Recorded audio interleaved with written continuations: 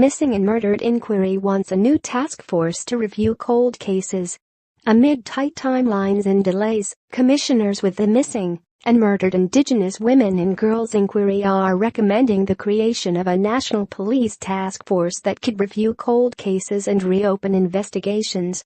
While the Chief Commissioner, Marion Buller, has vowed to study police conduct and investigate the investigators, the commissioners are now calling on the federal government and provinces work together to establish a new, separate body to which families can be referred if they feel they got short shrift from police in the first place.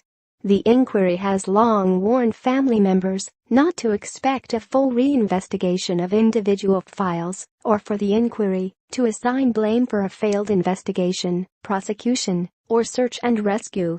It can, however, look at files to assess the competency of a police response, the investigation process and the behavior of Crown attorneys.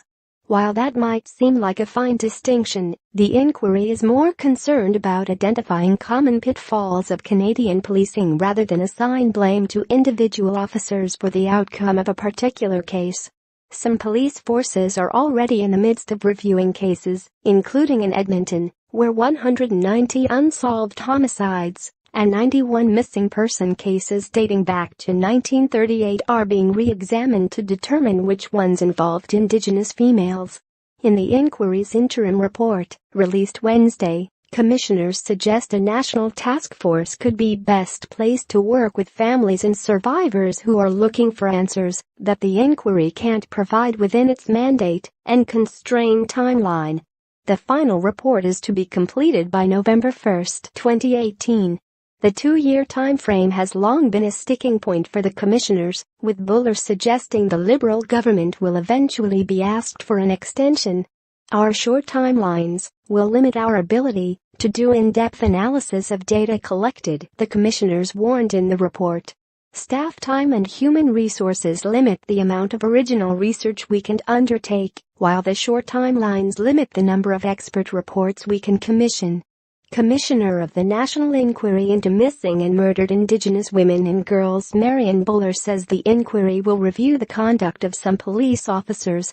Sean Kilpatrick, Canadian Press. The commissioners produced 10 recommendations in its report, including a call for the creation of a commemoration fund that would help families remember their lost loved ones. It also endorsed the idea of providing compensation to the families of missing or murdered women through the creation of a healing fund.